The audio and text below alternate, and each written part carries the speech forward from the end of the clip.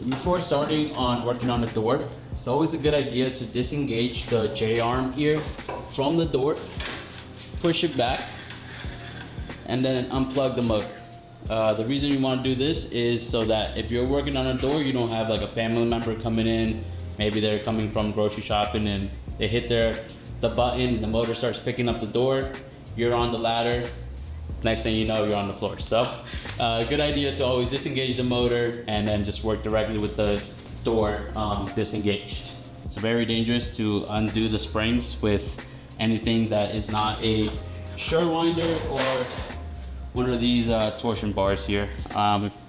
So that would be my number one thing. Get the right tools. It has the perfect balance in the middle here, so it holds. Just a little bit strong.